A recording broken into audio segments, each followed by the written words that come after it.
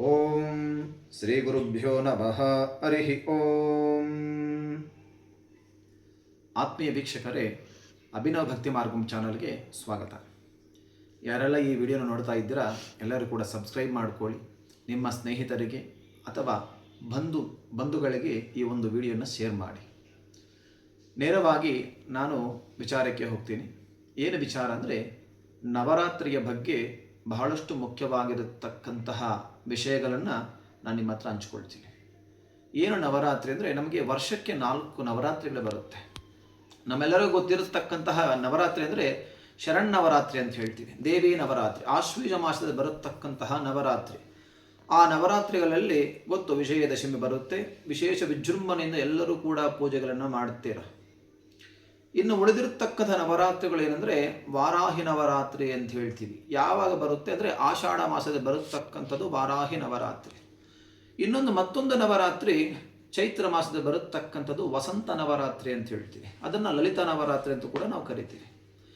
ಇದೆಲ್ಲದಕ್ಕೂ ಮುಖ್ಯವಾಗಿರತಕ್ಕಂತಹ ನವರಾತ್ರಿ ಅಂದರೆ ಶ್ಯಾಮಲಾ ನವರಾತ್ರಿ. ಅಂದರೆ ಮಾಘ ಮಾಸದಲ್ಲಿ ಬರತಕ್ಕಂಥದ್ದು, ಶಿಶಿರ ಋತುವಿನಲ್ಲಿ ಬರತಕ್ಕಂತಹ ನವರಾತ್ರಿ ಪ್ರಥಮ ನವರಾತ್ರಿ ಆಗಿರುತ್ತೆ. ಇದು ಗುಪ್ತ ನವರಾತ್ರಿ ಅಂತ ಹೇಳ್ತಾರೆ. ಏನು ಆ ನವರಾತ್ರಿಗೆ ಮತ್ತು ಈ ನವರಾತ್ರಿಗೆ ಏನು ವ್ಯತ್ಯಾಸ ಅಂದರೆ, ಆ ಎಲ್ಲ ನವರಾತ್ರಿಗಳು ಕೂಡ ನಾವು ಬಹಿರ್ಗತವಾಗಿ ಎಲ್ಲರನ್ನು ಕೂಡ ಕರೆದು ಮಾಡತಕ್ಕಂತಹ ಪೂಜೆ ನವರಾತ್ರಿ ಅಂದರೆ ಅದು. ಆದರೆ ಈ ಗುಪ್ತ ನವರಾತ್ರಿ ಅಂದರೆ ಗುಪ್ತವಾಗಿ ಗೋಪ್ಯವಾಗಿ ಮಾಡತಕ್ಕಂಥದ್ದು. ಯಾಕೆ ಗೋಪ್ಯವಾಗಿ ಮಾಡಬೇಕಂದರೆ, ಯಾರು ಮಾಡುತ್ತಾ ಇರ್ತಾರೋ ಕರ್ತರು ಅವರಿಗೆ ಎಲ್ಲ ವಿಧವಾದ ಶಕ್ತಿಗಳನ್ನು ಪಡ್ಕೊಳ್ಳೋದಕ್ಕೆ ಈ ಒಂದು ನವರಾತ್ರಿಯ ಪೂಜೆಯನ್ನು ಮಾಡ್ತಾರೆ. ಏತಕ್ಕೆ ಈ ಒಂದು ಪೂಜೆಯನ್ನು ಮಾಡಬೇಕು ಅಂದರೆ, ಯಾವುದು ಬೇಕು ನಿಮಗೆ ಇಂಥದ್ದಂತಿಲ್ಲ, ಎಲ್ಲ ವಿಧವಾಗಿರತಕ್ಕಂತಹ ಅಭಿವೃದ್ಧಿಗೆ, ಅಂದರೆ ಮನೆಯಲ್ಲಿ ಎಲ್ಲ ವಿಧವಾದ ಸಕಾರಾತ್ಮಕ ಶಕ್ತಿ ಆಗಿರಬಹುದು, ಮನೆಯಲ್ಲಿ ಮಕ್ಕಳಿಗೆ ವಿದ್ಯಾಭ್ಯಾಸ ಆಗಿರಬಹುದು, ಮಕ್ಕಳಲ್ಲಿ ಜ್ಞಾನದ ಶಕ್ತಿ ಕೊರತೆ ಆಗಿರಬಹುದು, ಬುದ್ಧಿ ಮಾಂದ್ಯತೆ ಆಗಿರಬಹುದು, ಸತಿಪತಿ ಮಧ್ಯದಲ್ಲಿ ತೊಂದರೆ ಕಲಹ ಆಗಿರಬಹುದು, ವ್ಯಾಪಾರದಲ್ಲಿ ವೃದ್ಧಿ ಆಗಿರಬಹುದು, ಬಹಳಷ್ಟು ಮುಖ್ಯ ರಾಜಕೀಯದಲ್ಲಿ ಯಾರು ಇರ್ತಾರೋ ಅಂತಹವರಿಗೆ, ಅಂತಹ ವಿಶೇಷವಾಗಿರತಕ್ಕಂಥ ರಾಜಕೀಯದಲ್ಲಿ ಯಾರಿರ್ತಾರೆ ಅಂಥವರಿಗೆ ವಿಜಯವನ್ನು ಕಾಣಲಿಕ್ಕೆ ಇದೊಂದು ಸುವರ್ಣ ಅವಕಾಶ ಆಗಿರುತ್ತೆ. ನಂತರ ನಾವೆಲ್ಲ ಯಾವುದೋ ಒಂದು ವ್ಯಾಪಾರ ವ್ಯವಹಾರವನ್ನು ಮಾಡುತ್ತಾ ಇರ್ತೀವಿ, ವ್ಯಾಪಾರದಲ್ಲಿ ಅಷ್ಟು ಅಭಿವೃದ್ಧಿ ಕಾಣಿಸೋದಿಲ್ಲ. ಅಂತಹವರಿಗೆ ಇದು ಒಂದು ವಿಶೇಷ ನವರಾತ್ರಿ ಅಂತ ಹೇಳತಕ್ಕಂಥದ್ದು. ನಂತರ ಶತ್ರು ಸಂಹಾರ ಅಂತ ಹೇಳ್ತೀವಿ. ಒಂದೇ ಅಂತಲ್ಲ, ಅಷ್ಟ ದಾರಿದ್ರ್ಯವನ್ನು ಹೋಗಲಾಡಿಸ್ತಕ್ಕಂತಹ ನವರಾತ್ರಿ ಇದಾಗಿರುತ್ತೆ. ಅಷ್ಟೈಶ್ವರ್ಯವನ್ನು ನಮಗೆ ತಂದು ಕೊಡುವಂಥ ನವರಾತ್ರಿ ಇದಾಗಿರುತ್ತೆ. ಹಾಗಾಗಿ ಎಲ್ಲ ವಿಧವಾದ ಶುಭ ಫಲಗಳನ್ನು ಕೊಡತಕ್ಕಂತಹ ನವರಾತ್ರಿ ಈ ಗುಪ್ತ ನವರಾತ್ರಿ, ಶಿಶಿರ ನವರಾತ್ರಿ, ಮಾಘ ನವರಾತ್ರಿ, ಶ್ಯಾಮ ನವರಾತ್ರಿ ಅಂತ ಹೇಳತಕ್ಕಂಥದ್ದು. ಹಾಗಾಗಿ ಇದು ಯಾವಾಗಿಂದ ಮಾಡಬೇಕು ಸ್ವಾಮಿ ಅಂದಾಗ ನೋಡಿ, ಇದೇ ಜನವರಿಯಲ್ಲಿ 19ನೇ ತಾರೀಕು ಜನವರಿ 2026 ಪ್ರಾರಂಭವಾಗುತ್ತೆ. ಇದೇ ಜನವರಿ ತಿಂಗಳು 27 2026 ಇಲ್ಲಿಗೆ ಸಂಪೂರ್ಣವಾಗುತ್ತೆ ಈ ಒಂದು ನವರಾತ್ರಿ. ಹಾಗಾಗಿ ಹೇಗೆ ಪೂಜೆ ಮಾಡಬೇಕು ಅಂದರೆ, ಮನೆಯಲ್ಲಿ ಈ 19ನೇ ತಾರೀಕು ಮನೆಯಲ್ಲಿ ಬೆಳಗ್ಗೆ ಮನೆಯಲ್ಲಿರತಕ್ಕಂತಹ ಗೃಹಿಣಿಯರು ಏನು ಮಾಡ್ತೀರಾ, ಪೂಜೆ ಸ್ಥಳವನ್ನು ಶುಭ್ರ ಮಾಡಿಕೊಳ್ಳಿ, ಗೋಮಯದಿಂದ ಸಾರಿಸಿ, ರಂಗೋಲಿಯಿಂದ ಅಲಂಕಾರ ಮಾಡಿ, ಮೇಲೆ ಒಂದು ಬಿಳಿ ವಸ್ತ್ರವನ್ನು ಹಾಕಿ, ಅಥವಾ ಒಂದು ಪೀಠ, ನಾವೇನು ಮನೆ ಅಂತ ಹೇಳ್ತೀವಿ ಮನೆಯಲ್ಲಿ, ಆ ಮನೆಯನ್ನು ಹಾಕಿ ಅದರ ಮೇಲೆ ಒಂದು ಬಿಳಿ ವಸ್ತ್ರವನ್ನು ಹಾಕಿ, ನಿಮ್ಮ ಮನೆಯಲ್ಲಿ ಯಾವುದು ದುರ್ಗಾ ಪರಮೇಶ್ವರಿಯ ಪ್ರತಿಮೆ ಆಗಿರಬಹುದು, ಅದು ಯಾವುದೂ ಇಲ್ಲ ಸ್ವಾಮಿ ಅಂದರೆ ಪ್ರತಿಯೊಂದು ಮನೆಯಲ್ಲೂ ಕೂಡ ಸರಸ್ವತಿ ಫೋಟೋ ಇರತಕ್ಕಂಥದ್ದು. ಯಾಕಂದರೆ ಇಚ್ಛಾಶಕ್ತಿ, ಕ್ರಿಯಾಶಕ್ತಿ, ಜ್ಞಾನಶಕ್ತಿ ಸ್ವರೂಪಿಣಿ ಆಗಿರತಕ್ಕಂಥವಳೇ ಈ ಒಂದು ಶ್ಯಾಮಲಾದೇವಿ. ಆ ಸರಸ್ವತಿ ಫೋಟೋವನ್ನು ಇಡಿ. ನೋಡಿ, ಮೊದಲಿಗೆ ಹೇಗೆ ಪೂಜೆ ಮಾಡಬೇಕಂದ್ರೆ, ಸಂಕಲ್ಪವನ್ನು ಮಾಡಿಕೊಳ್ಳಿ. ಮನಸ ವಾಚ ಕರ್ಮಣ. ನೋಡಿ, ಮನಸ್ಸು ಎಲ್ಲಿ ಕೂಡ ಹೋಗಬಾರದು, ಚಂಚಲ ಆಗಬಾರ್ದು. ವಾಚ ಏನು ಮಾತಾಡ್ತೀವೋ ಈ 9 ದಿನಗಳು ಕೂಡ ವಾಚ ನಾವು ಏನು ಮಾತಾಡ್ತಾ ಇರ್ತೀವೋ ಎಲ್ಲ ಮಾತುಗಳು ಕೂಡ ತುಂಬ ನೋಡಿ ಶ್ರದ್ಧೆಯಿಂದ ಮಾತಾಡಬೇಕು. ಯಾವುದ್ಯಾವುದೋ ವಿಚಾರಗಳನ್ನು ಮಾತಾಡೋದು, ಸಾಂಸಾರಿಕ ವಿಚಾರಗಳನ್ನು ಮಾತಾಡೋದು, ಬೇರೆಯವರ ಬಗ್ಗೆ ಮಾತಾಡೋದು, ಯಾವುದೂ ಕೂಡ ಮಾತುಗಳನ್ನು ಮಾತಾಡಬಾರದು. ಕರ್ಮಣ ಮಾಡುವಂಥ ಕೆಲಸ ಏನಿರುತ್ತೋ ಅದರ ಮೇಲೆ ಮಾತ್ರ ಗಮನ ಇರಬೇಕು. ಇಷ್ಟೆಲ್ಲ ಮನಸ್ಸಲ್ಲಿ ಇಟ್ಕೊಂಡು ಸಂಕಲ್ಪವನ್ನು ಮಾಡಿಕೊಳ್ಳಿ. ಅಕ್ಷತೆಯನ್ನು ತಗೊಂಡು ಮೊದಲಿಗೆ ಆಚಮನ ಮಾಡಿಕೊಳ್ಳಿ, ಸಂಕಲ್ಪವನ್ನು ಮಾಡಿಕೊಳ್ಳಿ. ಏನು ಸಂಕಲ್ಪ? ನಿಮ್ಮ ಮನಸ್ಸಲ್ಲಿ ಏನು ಇರುತ್ತೋ ಸಂಕಲ್ಪ. ನಾನು ಆಗಲೇ ಹೇಳಿರ್ತೀನಿ, ಮಕ್ಕಳ ವಿದ್ಯೆ ಆಗಿರಬಹುದು, ನೀವು ವ್ಯಾಪಾರದಲ್ಲಿ ವೃದ್ಧಿಯಾಗಿರಬಹುದು, ಮತ್ತು ಉದ್ಯೋಗದಲ್ಲಿ ಯಾರಿಗೆ ಎಷ್ಟೋ ದಿನಗಳಿಂದ ಎಷ್ಟೋ ವರ್ಷಗಳಿಂದ ಉದ್ಯೋಗ ಸಿಕ್ಕಿರೋದಿಲ್ಲ ಅಂಥವ್ರಿಗೆ ಉದ್ಯೋಗ ಪ್ರಾಪ್ತಿ ಆಗತಕ್ಕಂಥದ್ದು ಇದಾಗಿರುತ್ತೆ. ಮತ್ತು ಉದ್ಯೋಗದಲ್ಲಿ ಪ್ರಮೋಷನ್, ಎಷ್ಟೋ ಕೆಲಸ ಮಾಡಿರ್ತೀವಿ ನಂಬಿಕೆಯಿಂದ, ಅದೇ ಪ್ರಮೋಷನ್ ಸಿಕ್ಕಿರೋದಿಲ್ಲ ಅಂಥವರು ಕೂಡ ಈ ಒಂದು ಈ ಒಂದು ನವರಾತ್ರಿಯನ್ನು ಪ್ರಾರಂಭ ಮಾಡಿ, ಮತ್ತು ರಾಜಕೀಯದಲ್ಲಿ ಯಾರು ಮುಂದೆ ಹೋಗಬೇಕಂತ ಮನಸ್ಸಲ್ಲಿ ಇಟ್ಕೊಂಡಿರ್ತಾರೆ ಅಂಥವರು ಕೂಡ ಈ ಒಂದು ನವರಾತ್ರಿ ಪೂಜೆಯನ್ನು ಮಾಡಬೇಕು. ಸಂಕಲ್ಪವನ್ನು ಮಾಡಿಕೊಳ್ಳಿ. ಸಂಕಲ್ಪವನ್ನು ಮಾಡಿಕೊಳ್ಳುತ್ತಾ ಬಹಳಷ್ಟು ಮುಖ್ಯ, ಮೊದಲೇ ಹೇಳಿರತಕ್ಕಂಥದ್ದು, ಬೇರೆ ಬೇರೆ ವಿಚಾರಗಳ ಯಾವುದು ಕೂಡ ನಿಮ್ಮ ಮನಸ್ಸಲ್ಲಿ ಬರಬಾರದು. ಮೊಬೈಲ್ ಇಟ್ಕೊಂಡು ಆ ಒಂದು ಯಾರಾದ್ರೂ ಮಾತಾಡಿಕೊಂಡು ಪೂಜೆ ಮಾಡೋದು ಇದೆಲ್ಲ ಕೂಡ ಇಟ್ಕೋಬಾರ್ದು. ಮೊದಲಿಗೆ ನೀವು ಬೀಗ ಹಾಕಬೇಕಾಗಿರೋದು ಮೊಬೈಲ್ಗೆ ಸೈಡ್ಗೆ ಇಟ್ಕೊಡಿ.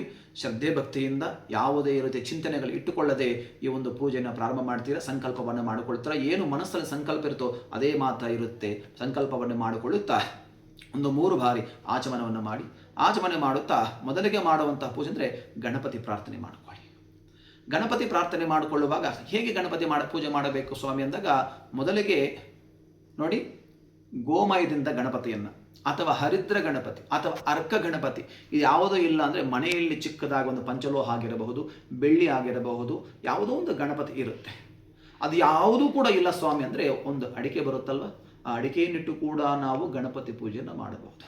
ಗಣಪತಿ ಪ್ರಾರ್ಥನೆಯನ್ನು ಮಾಡಿಕೊಳ್ಳುತ್ತಾ ನಂತರ ಗೋಮೂತ್ರದಿಂದ ಆ ಸ್ಥಳವನ್ನು ಶುಚಿ ಮಾಡಿಕೊಳ್ಳಿ, ಪ್ರೋಕ್ಷಣೆ ಮಾಡಿಕೊಳ್ಳುತ್ತಾ ನಂತರ ಶ್ಯಾಮಲಾದೇವಿಯನ್ನು ಪೂಜೆ ಮಾಡಬೇಕು. ನೋಡಿ, ವಿಧಿ ಗೊತ್ತಿದ್ರೆ ಷೋಡಶೋಪಚಾರ ಪೂಜೆ, ಪೀಠ ಪೂಜೆ ಇದೆಲ್ಲ ಕೂಡ ಬರುತ್ತೆ. ಅದು ಯಾವುದೋ ಗೊತ್ತಿಲ್ಲ ಅಂದಾಗ ಏನು ಮಾಡಬೇಕು, ನೇರವಾಗಿ ನೀವು ಶ್ಯಾಮಲಾದೇವಿ ಪೂಜೆಯನ್ನು ಮಾಡಬೇಕು.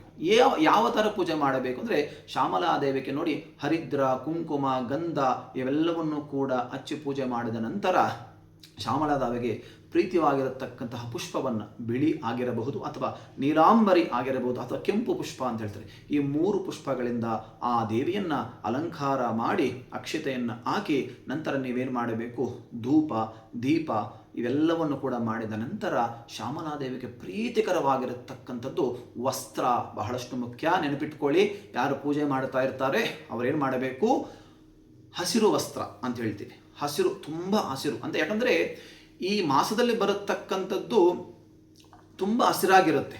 ಈ ಮಾಸ ಎಲ್ಲ ಕಡೆ ನೋಡಿದ್ರು ಕೂಡ ಹಸಿರಾಗಿ ಬರ್ತಾ ಇರುತ್ತೆ. ನಮಗೆ ಚೈತ್ರ ಮಾಸ ಇನ್ನೇನು ಬರುತ್ತಲ್ವಾ, ಈಗೆಲ್ಲ ಪ್ರಾರಂಭವಾಗುತ್ತೆ. ಹಸಿರು ಅಂದರೆ ನಿಮ್ಗೆ ಗೊತ್ತಿರುತ್ತೆ, ತುಂಬ ನಮ್ಮ ಮನಸ್ಸಿನಲ್ಲಿರತಕ್ಕಂಥ ಕಲ್ಮಶ ಎಲ್ಲವೂ ಕೂಡ ದೂರ ಹೋಗುತ್ತೆ. ಆ ಹಸಿರು ಬಣ್ಣದ ಬಟ್ಟೆಯನ್ನು ಧಾರಣೆ ಮಾಡಿ ನೀವೇನು ಮಾಡ್ತೀರಾ, ಪೂಜೆ ಕೂತ್ಕೊಂಡಿರ್ತೀರಾ. ಪೂಜೆ ಕೂತ್ಕೊಂಡ ನಂತರ ನಾನು ಹೇಳಿದ್ದೀನಿ, ಬಿಳಿ ವಸ್ತ್ರ ಅಥವಾ ಬಿಳಿ ಹೂವದಿಂದ, ಆ ಬಿಳಿ ಹೂವು, ಕೆಂಪು ಹೂವು, ನೀಲಾಂಬರಿ ಹೂವು, ಈ ಹೂವಿನಿಂದ ನಾವು ಪೂಜೆ ಮಾಡಬೇಕು. ಪೂಜೆ ಮಾಡಿದ ನಂತರ ಈ ಮಂತ್ರಗಳು ಬೇಕಲ್ವಾ ಸ್ವಾಮಿ, ಯಾವ ಮಂತ್ರವನ್ನು ಉಚ್ಚಾರಣೆ ಮಾಡಬೇಕು, ಪೂಜೆ ಯಾವ ಸ್ತೋತ್ರವನ್ನು ಪಠನೆ ಮಾಡಬೇಕಂದ್ರೆ ನೋಡಿ, ತುಂಬ ಮುಖ್ಯವಾಗಿರತಕ್ಕಂಥದ್ದು ಶ್ಯಾಮಲಾ ದಂಡಕ, ಶ್ಯಾಮಲ ಅಷ್ಟೋತ್ತರ ಅಥವಾ ಲಲಿತಾ ಸಹಸ್ರನಾಮ ಪಾರಾಯಣ, ಶ್ಯಾಮಲ ಅಷ್ಟಕ, ಈ ರೀತಿ ನಾನಾ ರೀತಿಯಾಗಿ ಮಂತ್ರಗಳು ಸಿಗುತ್ತೆ ನಮಗೆ. ಇದರಲ್ಲಿ ಯಾವುದಾದ್ರೂ ಒಂದನ್ನು ನಾವು ಪೂಜೆ ಮಾಡುವಂಥ ಸಂದರ್ಭದಲ್ಲಿ ಸ್ತೋತ್ರ ಮಾಡುತ್ತಾ ಆ ದೇವಿಯನ್ನು ಆರಾಧನೆ ಮಾಡಬೇಕು. ಆರಾಧನೆ ಮಾಡಿದ ನಂತರ ದೇವಿಗೆ ಯಾವ ರೀತಿ ಏನು ನೈವೇದ್ಯವನ್ನು ಇಡಬೇಕು ಅಂದರೆ ನೋಡಿ, ಬೆಲ್ಲದ ಪಾಯಸ ತುಂಬ ವಿಶೇಷ ಆ ತಾಯಿಗೆ, ಅಥವಾ ಬಿಳಿ ಅನ್ನ, ಬಿಳಿ ಅನ್ನದಲ್ಲಿ ಸ್ವಲ್ಪ ತುಪ್ಪ ಹಾಕಿ ಆ ದೇವಿಗೆ ನಿವೇದನೆಯನ್ನು ಮಾಡಿ ನೋಡಿ, ಪ್ರತಿದಿನ ಕೂಡ ಈ ರೀತಿ ಪೂಜೆ ಮಾಡ್ತಾ ಮಾಡ್ತಾ ಬರ್ತಾ ಇದ್ದರೆ ನಾನು ಖಂಡಿತ ಹೇಳ್ತೀನಿ, ಯಾರೆಲ್ಲ ಶ್ರದ್ಧೆ ಭಕ್ತಿಯಿಂದ ಪೂಜೆ ಮಾಡ್ತಾ ಇದ್ದೀರಾ, ನೀವೇನು ಅಂದುಕೊಂಡಿದ್ದೀರಾ ಆ ಕೆಲಸ ಖಂಡಿತ ಆಗೇ ಆಗುತ್ತೆ. ನೋಡಿ, ಮತ್ತೊಮ್ಮೆ ಹೇಳ್ತಾ ಇದ್ದೀನಿ, ಯಾರೆಲ್ಲ ಈ ಒಂದು ಪೂಜೆ ಮಾಡ್ತೀರಾ ಅವರೆಲ್ಲರಿಗೂ ಕೂಡ ಅಷ್ಟಸಿದ್ಧಿಗಳು ಕೂಡ ಲಭಿಸುತ್ತೆ.